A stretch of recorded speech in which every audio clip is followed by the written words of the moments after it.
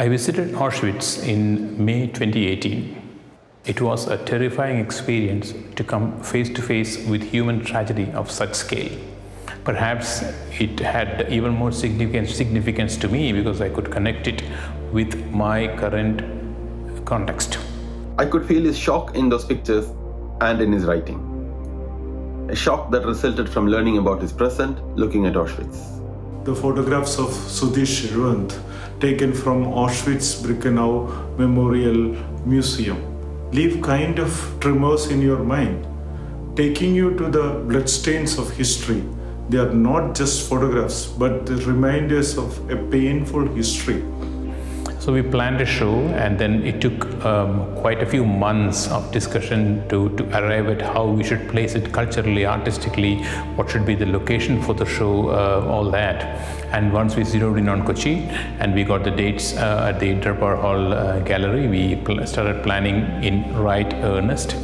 And on 16th of October 2021, our show opened here at the Darbar Hall Art Gallery.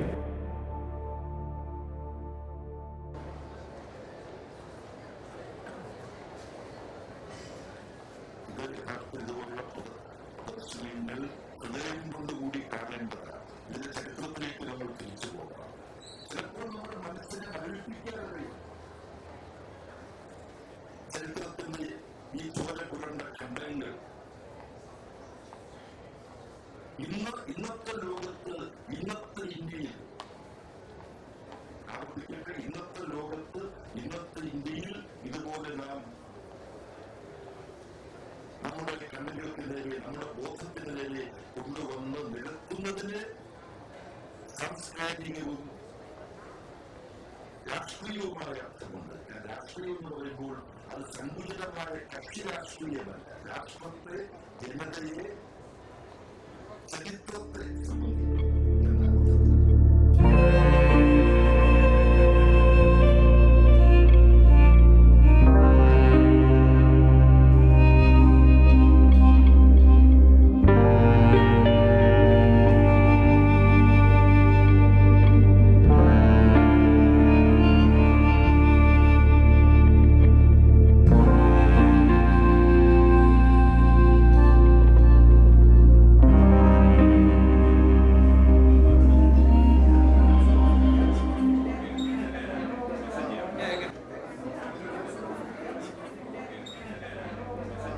These pictures capture the traumatic experiences and the emotions of the people of Auschwitz.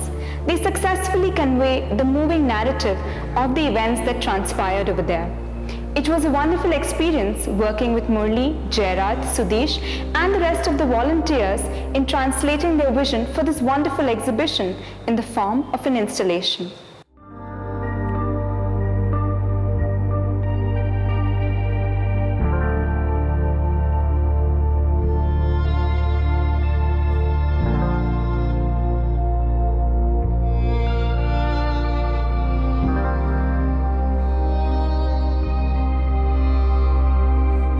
When you look at these pictures, you keep asking the same questions. How did it happen? How people of those times allowed these things to happen? And were they misguided? Were they evil-minded? What happened to them?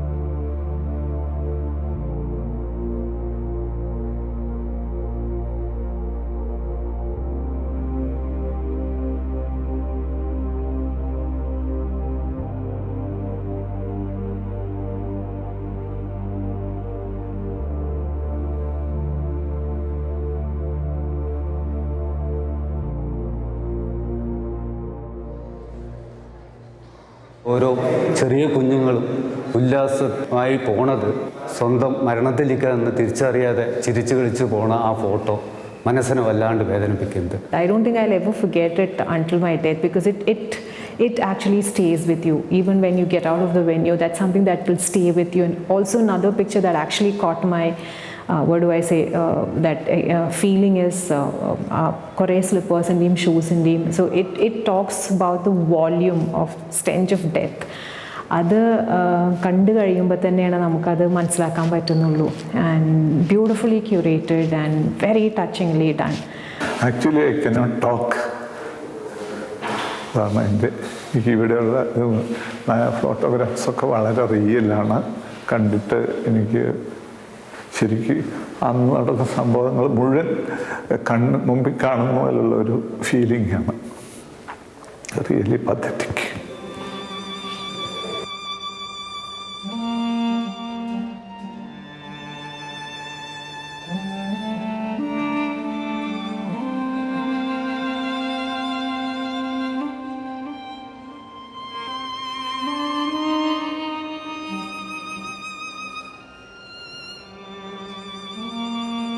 ഈ സാഹോദര്യം എന്ന് പറയുന്നത് സാധ്യമാകുന്നത് ഈ മനുഷ്യരുടെ ഭിന്നതകളെ മാനിച്ചുകൊണ്ട് ചേർന്ന് നിൽക്കാൻ കഴിയുന്നിടത്താണ്. അല്ലാതെ വ്യത്യാസങ്ങളെ എലിമിനേറ്റ് ചെയ്തിട്ടല്ല. വ്യത്യാസങ്ങൾ എലിമിനേറ്റ് ചെയ്താൽ ഉണ്ടാകുന്നത് ഏകാത്മകതയാണ്, സാഹോദര്യമല്ല. ഫ്രറ്റേണിറ്റി എന്ന് പറയുന്നത് ഹോമോജനിറ്റി അല്ല. ഹോമോജനിറ്റി ഫാഷിസ്റ്റുകളുടെ യുക്തിയാണ്. അതുകൊണ്ട് ഫാഷിസ്റ്റ് പ്രസ്ഥാനങ്ങളിൽ നിങ്ങളെല്ലാവരും ഒരുപോലെ നടക്കും. പണ്ട് വിജയൻ മാഷ് പറയുന്നൊരു വാക്യമുണ്ട്, എന്താണ് ഈ ഡ്രില്ലിൻ്റെ താല്പര്യം? എല്ലാവരും വലത്തോട്ട് തിരിയുമ്പോൾ ഒരാൾ മാത്രമായിട്ട് ഇടത്തോട്ട് തിരിഞ്ഞുവിടാം എന്ന് പറയും. അതുകൊണ്ട് ഒരു റെജിമെൻറ്റിന് ഒരേ ഭാഷ, ഒരേ വേഷം, ഒരേ നടപ്പ്, ഒരേ ആംഗ്യം നിങ്ങളില്ല. അതുകൊണ്ട് നിങ്ങളെ എന്താക്കി തീർക്കുന്നു? ഒരു സൈന്യം എന്താക്കി തീർക്കുന്നു? നിങ്ങളെ ഒരക്കമാക്കി തീർക്കുന്നു. സൈന്യത്തിലൊരാളൊരക്കാണ്. അങ്ങനെ വ്യക്തി എന്ന് പറയുന്നതിൻ്റെ വ്യത്യസ്തതയെ സമ്പൂർണമായി ഇല്ലാതാക്കി അതിനെ ഏകമാനമായ രൂപത്തിൻ്റെ കേവലാവർത്തനങ്ങളാക്കുമ്പോഴാണ് ഹോമോജനിറ്റി വരുന്നത്. ഫ്രറ്റേണിറ്റി അതല്ല, വ്യത്യാസങ്ങൾക്കിടയിലാണ്. ഒരു മരത്തിലെ ഇലകൾ ഓരോന്നും വേറെ വേറെ ആയിരിക്കുമ്പോഴും മരത്തിൽ ഒരുമിച്ച് നിന്ന് മരമാകുന്നത് പോലെ ആണ് ഈ സാഹോദര്യം എന്ന് പറയുന്നത്. അവസാനത്തെ പൂമ്പാറ്റയായിരുന്നു അത്. ശരിക്കും അവസാനത്തെ. കണ്ണ് മഞ്ഞളിപ്പിക്കുന്ന കടും മഞ്ഞ, കല്ലിന്മേൽ തൂവിയ സൂര്യൻ്റെ കണ്ണീര് പോലെ. എത്ര എളുപ്പമാണ് അവൻ കയറിപ്പോയത് അങ്ങ് ഉയരത്തിലേക്ക്. എൻ്റെ ലോകത്തിൻ്റെ അറ്റത്തെ ചുംബിക്കാൻ ആഗ്രഹിച്ചുകൊണ്ട്. അവസാനത്തെ പൂമ്പാറ്റയായിരുന്നു അത്, ശരിക്കും അവസാനത്തെ. കണ്ണ് മഞ്ഞളിപ്പിക്കുന്ന കടും മഞ്ഞ, കല്ലിന്മേൽ തൂവിയ സൂര്യൻ്റെ കണ്ണീര് പോലെ. എത്ര എളുപ്പമാണ് അവൻ കയറിപ്പോയത് അങ്ങ് ഉയരത്തിലേക്ക്, എൻ്റെ ലോകത്തിൻ്റെ അറ്റത്തെ ചുംബിക്കാൻ ആഗ്രഹിച്ചുകൊണ്ട്.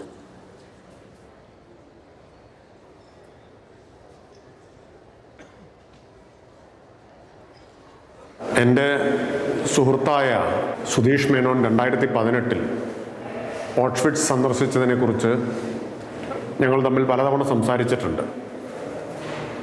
അദ്ദേഹം ആ അനുഭവങ്ങൾ പറഞ്ഞത് ഓഷ്വിറ്റ്സ് കാണാനുള്ള ഒരു പ്രേരണ എന്നിലും ഉണ്ടാക്കി. പക്ഷെ എനിക്ക് ഇതുവരെ അവിടെ പോകാൻ കഴിഞ്ഞില്ല. അദ്ദേഹത്തിൻ്റെ ഓഷ്വിറ്റ്സ് ഫോട്ടോകളുടെ പ്രദർശനം ഇവിടെ നടക്കുന്നു എന്നറിഞ്ഞപ്പോൾ അതുകൊണ്ടുകൂടിയാണ് ഞാൻ കാണാൻ വന്നത്. സമാനതകളില്ലാത്ത അടിച്ചമർത്തലും കീഴ്പ്പെടുത്തലും മനുഷ്യപ്പറ്റിനെ പൂർണ്ണമായും അതിൻ്റെ തുടച്ചു നീക്കലും നടക്കുന്നത് എങ്ങനെയാണ് എന്ന് ഈ ഓഷ്വിറ്റ്സ് ചിത്രങ്ങളിലൂടെ കടന്നുപോയാൽ നമുക്കത് ബോധ്യം വരും. ഈ ഡിറ്റൻഷൻ ക്യാമ്പുകളിൽ നിന്ന് ഗ്യാസ് ചേമ്പറുകളിലേക്കും അതുപോലെ ഈ കോൺസെൻട്രേഷൻ ക്യാമ്പുകളിലേക്കുമെല്ലാമുള്ള അകലം വളരെ കൂടിയതല്ല എന്ന തിരിച്ചറിവ് കൂടി നമുക്ക് സമ്മാനിക്കുന്നതാണ് ഈ ഫോട്ടോ പ്രദർശനം. സമകാലിക ഇന്ത്യൻ സാഹചര്യങ്ങളിൽ ഓഷ്വിറ്റ്സിൻ്റെ അനുഭവങ്ങളെ ഓർമ്മപ്പെടുത്തുക എന്ന് പറഞ്ഞാൽ അത് നമ്മളെല്ലാം പിടിച്ചു കുലുക്കുന്ന, നമ്മളെല്ലാം ഉണർത്തുന്ന ഒരു രാഷ്ട്രീയമായിട്ടുള്ള ഓർമ്മപ്പെടുത്തലാണ് എന്നുകൂടി പറയാൻ ആഗ്രഹിക്കുക.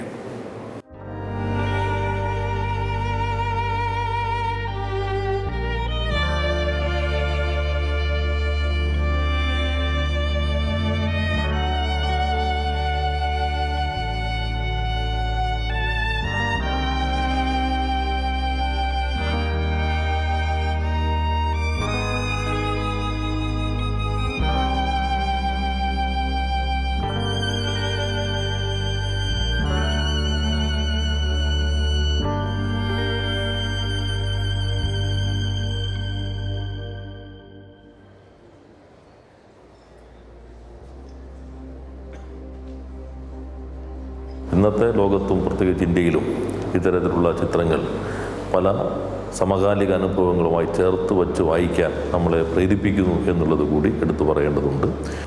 ഈ ഓഷവിറ്റ്സിലെ പ്രതിധ്വനികൾ എന്ന ഈ പ്രദർശനം സംഘടിപ്പിച്ചത് തീർച്ചയായും കാലാതീതമായി നിൽക്കുന്ന അനുഭവങ്ങളുടെ പ്രതിധ്വനി കൂടിയാണ്.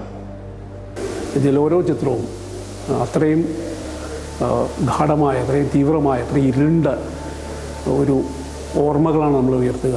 അത് വെറും ഒരു ഭൂതകാല ചരിത്രമല്ല, എന്നും സന്നിഹിതമാകാവുന്ന ഒരു യാഥാർത്ഥ്യം കൂടിയാണ് എന്നുള്ള ഓർമ്മപ്പെടുത്തൽ കൂടിയാണ് ഈ സുധീർത്തിൻ്റെ ചിത്രപ്രദർശനത്തിൻ്റെ കാലിക പ്രസക്തി എന്ന് എനിക്ക് തോന്നുന്നു. It's only the people, the civil society of this country, if they are aware of what's happening around us, if they recollect the history, especially from Germany, if we can learn their history, we would not let these things happen in India.